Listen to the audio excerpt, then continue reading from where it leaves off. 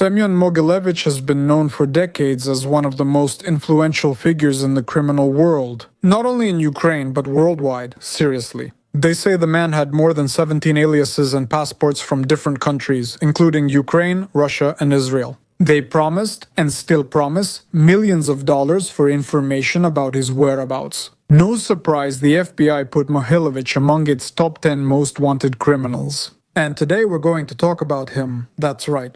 Actually, unlike a number of other crime bosses whose careers, let's say, peaked in the 90s, Mogilevich didn't rely solely on force. An important, if not the most important tool in his actions was, you see, intelligence. Incredibly, that's why information about Mogilevich's criminal activities is still relevant today. He himself was never behind bars for long, as he should have been. No matter how hard they tried or how much they tried to jail him, Mogilevich got into crime very early in life. According to publicly available information, this happened around his student years. After receiving an economics education, by the way, at the Ivan Franko National University of Lviv, the young Mogilevich decided to immediately put all his knowledge into practice. Basically, why go far? Let's start using everything we've learned right away. Of course, considering the era and the city he lived in, Kyiv at the time, you see, in the 70s, the Soviet Union was a country of shortages. Dollars were forbidden and luxury items were rare. But everyone knew someone who could get what the state couldn't or didn't want to provide. That's exactly how the underground trade flourished. Mogilevich also joined those who, let's say, actively fueled this phenomenon. Later, he became known by several names, not just Mogilevich. For example, Smart Don Semen, Brainy Don. He was called the most dangerous man not just in the Commonwealth of independent states but worldwide. Seriously. But the rise began when an ordinary young economist realized that in a system built on lies, the smartest liar could simply rule over everyone. Brilliant? Brilliant. So, the man forged documents, manipulated prices, and acted as an invisible middleman between officials, traders, and black market suppliers. Mogilevich was arrested for life. Let's put it this way, at the beginning of his career. Once for currency manipulation, another time for fraud. Mogilevich said the currency manipulation sentence isn't straightforward.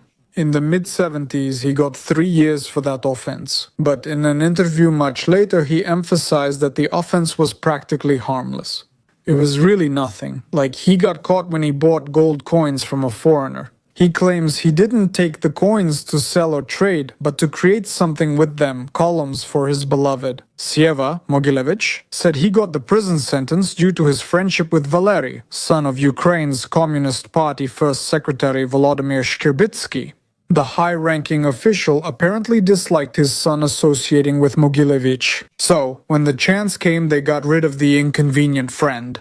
Well, whatever the real reason was, Mogilevich still ended up behind bars. However, while behind bars, he was making connections that would later become useful when building his business empire, and not just useful, but extremely useful. Mogilevich got his second sentence for fraud. Supposedly, he helped a friend buy dollars, $2,500. You could easily end up in jail for something like this. That friend claimed they were moving to Israel and needed foreign currency. Here's a quote. "The second incident involving currency could have cost me quite a lot. It was easier for me to say that I didn't help him buy currency but was trying to deceive him. As a result, I got 4 years for fraud instead of 8 years for the currency operation." Well, but this version was voiced by Mogilevich himself. There is also a second one, connected to criminal disputes. So, that friend who was supposedly going to Israel was a Kyiv butcher named Yukimovich, known in criminal circles by the nickname Bik. Mogilevich allegedly promised to help Bik, but for some reason didn't do it in the end and cheated him out of money. Of course, Bik didn't like this, so he started demanding his money back. Mogilevich, according to what is written on the internet, wasn't planning to give anything back. And on top of that, he enlisted the help of another criminal nicknamed Soka. Due to this, the dispute over money escalated into a massacre, with Bik's people allegedly attacking Sokha's. In the end, both Yukimovich and Mogilevich ended up behind bars. Bik received 9 years in prison for organizing the attack, while Seva got 4 years for fraud. The man was released in the early 80s and for some time worked as an engineer, technologist, and workshop manager at an enterprise. However, in the end, he went back to his old ways, the same fraud. However, this time it was based on mathematics, paperwork, and psychology. Well, that's it. Let's get back to the story. When the Soviet authorities began allowing Jewish citizens to emigrate to Israel, in particular, thousands of families sold their homes and tried to transfer their savings abroad. Mogilevich immediately saw a good and a very good opportunity in this. So, he offered to safely transfer the assets, promising to deal with the complicated Soviet bureaucracy and eventually convert rubles into Western currency. But as soon as the emigrants left, their funds disappeared.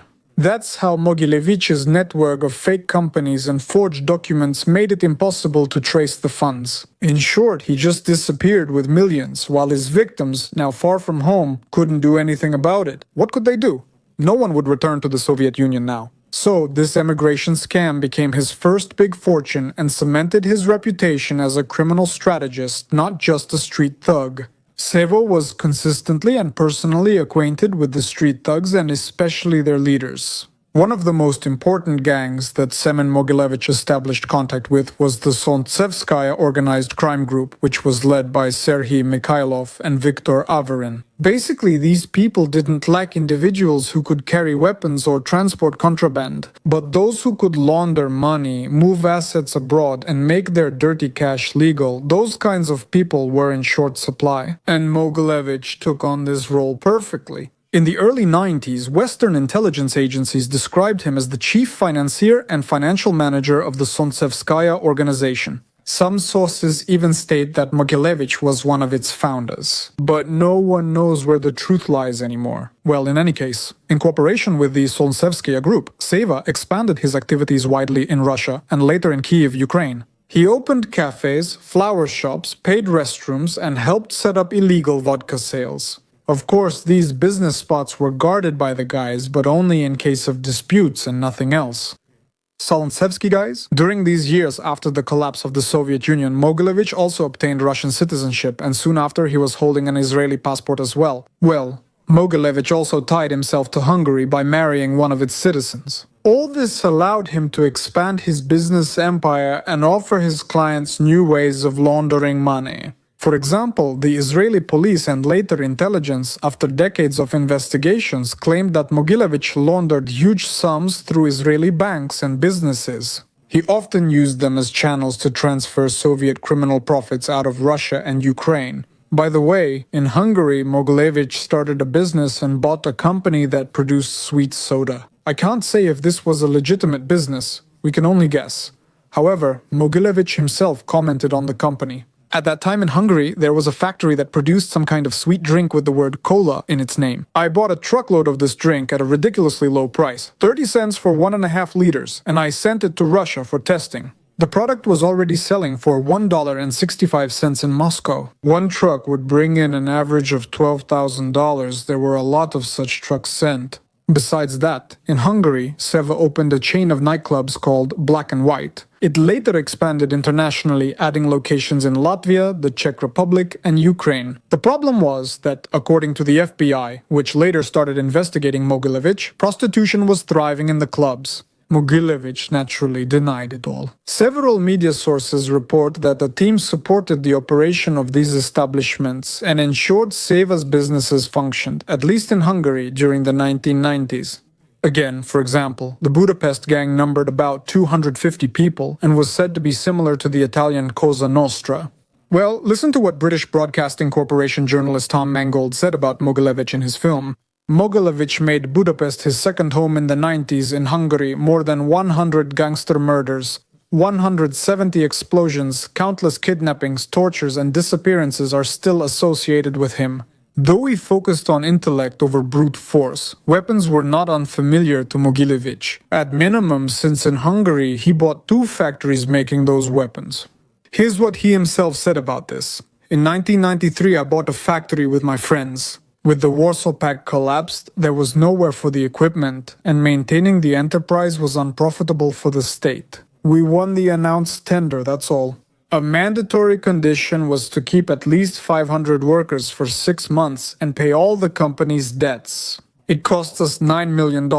Maintaining the plant, budget contributions, salaries, all social expenses cost us $350,000 per month. After 4 to 5 months of fighting for loans and government contracts, we realized that we would never get them. Even today, I believe that selling this company was the best deal of my entire business career. I only lost $400,000. In Budapest, Hungary, Mogilevich acquired a jewelry factory with help from Solntsevskaya criminal group members. He introduced a new direction at the enterprise, activity, of course. You see, clients often handed over to the factory specialists extremely expensive, there's no other way to put it, antiques for restoration. And in return, well, they received a high-quality copy, for which they charged high-quality money. Meanwhile, the original was sold to other collectors for huge sums. There was no alternative. Closer to the mid-90s, Mogilevich created and headed the company Mogilevich Enterprise. At least that's what the FBI suspected him of. So, according to the feds, the company was an association of several firms in more than 20 countries around the world.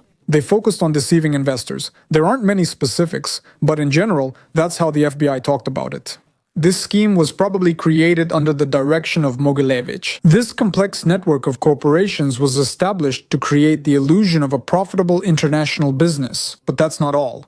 Mogilevich's ambitions extended further into the structured and well-known world of public stock markets, where huge sums could be moved with just a few keystrokes instead of barrels of cash. Convenient? Absolutely. Time to break in. So, using Hungarian companies as a foundation, Mogilevich created YBM Magnex International.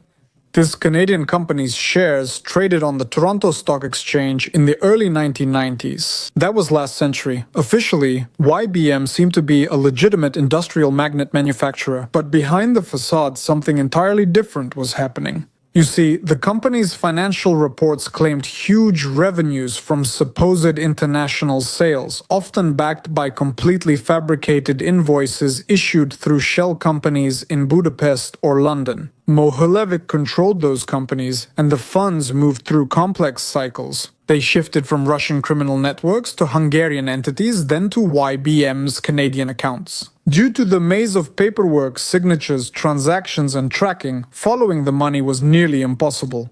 Investors only saw polished reports and rising stock prices. They believed the company was truly thriving. In other words, they had no idea that the profits were fake. For example, the value of YBM's shares rose from just a few cents when they were launched on Canadian stock exchanges to over $20 in just 2 years. Does it work? Sure, on paper.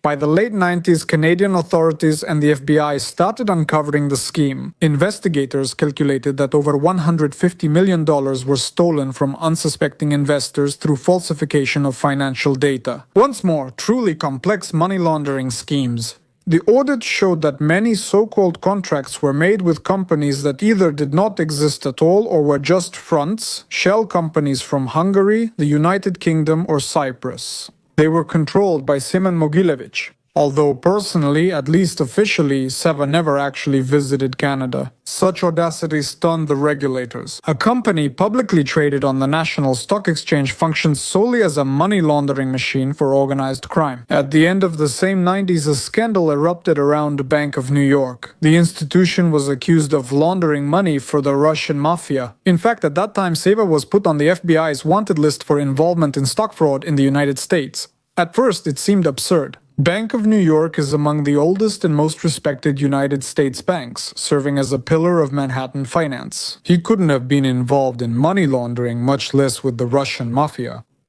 But the numbers don't lie. Millions of dollars moved weekly through complex international transfers from Moscow to London, then to New York accounts. These transfers were concealed behind shell companies with generic names like Benex Worldwide Limited and Bex International. But you see, when the investigators traced where it all led, they saw a figure already well known in the criminal world, Semen Mogilevich.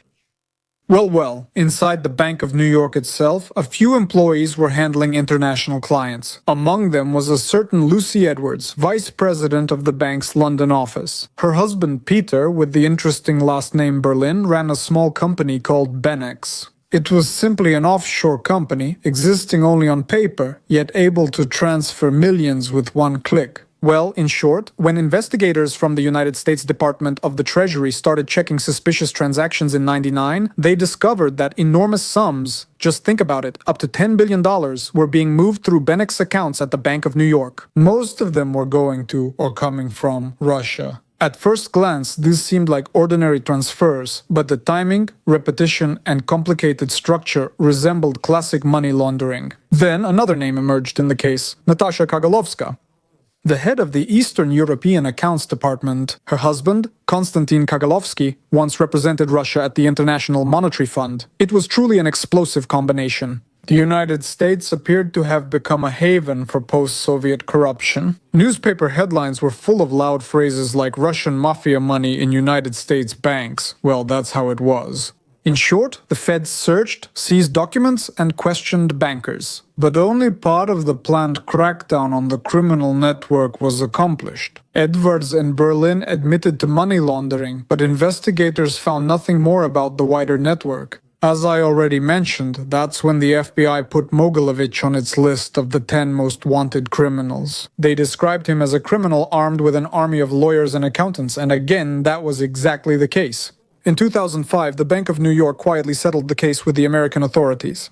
The institution agreed to pay $38 million and adopt internal control reforms. Ultimately, no one could prove Mogilevich personally authorized any transfers. There's another high-profile case tied to Mogilevich, directly linked to Ukraine. And it's also closely intertwined with an oligarch named Dmytro Firtash. So, in the early 2000s, there were rumors that Mogilevich had his hand on every gas pipeline crossing the post-Soviet space. He didn't own the gas, but he made very good money from it. According to testimonies and investigative theories, he was in the shadows of intermediary schemes that laundered money from gas contracts between Russia and Ukraine. In the early 2000s, two mysterious companies appeared on the market. Yevrols Transgaz, which was registered in Hungary and was engaged in the transit of Turkmen gas. The second was Rosukrenergo, established in 2004 as a joint venture between Gazprom and the business group of Ukrainian oligarch Dmytro Firtash. Both shared a non-transparent ownership structure involving offshore companies and front men. Later, Ukrainian and international investigators suggested Semen Mogilevich could be behind these structures. In particular, investigators linked companies registered to people from Mogilevich's circle, including his ex-wife, to the transit of money from gas contracts through Cyprus, Australia, and the Caribbean. In United States diplomatic cables, it is mentioned that the oligarch Dmytro Firtash said that at one time he had to get permission from Mogilevich in order to enter the gas business. As a result, due to the involvement of these companies in fuel supply, Ukraine lost control over a significant part of its gas market. Because of the intermediaries, the price for the state increased while the profits ended up in private pockets. Gas money financed parties, media, and politicians, creating dependence on oligarchs and Moscow. And in addition, the scandals around Rosukrenergo and suspicions of Mogilevich's involvement discredited Ukraine as an energy partner for the European Union. Mogilevich, as usual, denies everything. However, his name still appears in investigations about money laundering and the shadow economy. Although back in 2005, about 20 volumes of case materials, which included files on Mogilevich, were allegedly destroyed. Roughly 400 pages were materials from the service, including official SSU and FBI correspondence. But all of that was allegedly destroyed. The order to destroy it was given by Andriy Kozhamyakin, who was then the deputy of Alexander Turchinov, after then-President Viktor Yushchenko dismissed the Ukrainian government led by Timoshenko. At the time, Turchinov, an ally of Timoshenko, led the National Security Service. That's the version later described in the media. But after 2005, Semen Mogilevich continued to remain one of the most influential figures in global organized crime. Despite constant law enforcement surveillance, he soon resurfaced in Moscow and was detained. He was suspected of tax offenses. Mogilevich was allegedly a friend of Volodymyr Nekrasov, the owner of the Arbat Prestige perfume store chain, so he was arrested together with Nekrasov. As part of an investigation into a case of tax evasion amounting to about $2 million, the investigation found Seva assisted Nekrasov, although his lawyers categorically denied any connection between him and this company. In 2009, Mogilevich was released on his own recognizance. And eventually the criminal prosecution against him was completely dropped due to lack of evidence of a crime. Mogilevich has committed crimes for decades. and it includes charges of fraud, money laundering, and securities manipulation, as well as tax evasion, running illegal businesses, and much more. But despite all this, despite entire teams of investigators who have worked and are still working in different countries on cases involving the name Semen Mogilevich, he still remains free and continues to successfully avoid any punishment. This at least indicates that his team is really professional. Whether they're lawyers, accountants, or others working with him, they clearly know their jobs. This also highlights the vast power, wealth, and connections now concentrated with Mogilevich. Who knows, maybe he still has major influence in the criminal world, even if he's no longer active in business, since nothing is currently visible to officially link it. He probably lives in Moscow, at least that's what journalists assume. The chances that Seva's guilt in all the crimes listed above will ever be proven 100% are, to put it mildly, slim. But one way or another, the FBI still offers $5 million to anyone who leads them to Brainy Don, that is Mogilevich. However, by the way, in December 2015, Mogilevich was actually removed from the FBI's most wanted list. Well, folks, that's about it. I don't know. It's pretty criminal, I'd say, and I really want to make another video for you, something less criminal and more, let's say, relaxing. Well, we'll see how it goes. Whatever comes up, that's what we'll film. Thank you for watching. Thank you to all channel sponsors. Remember, sponsors get access to dozens of videos and a private chat. In short, join in if, of course, you want to. If you don't want to, thank you. May things go as well for you as they do for those who wish it, that's all. I'm off. See you. Thank you.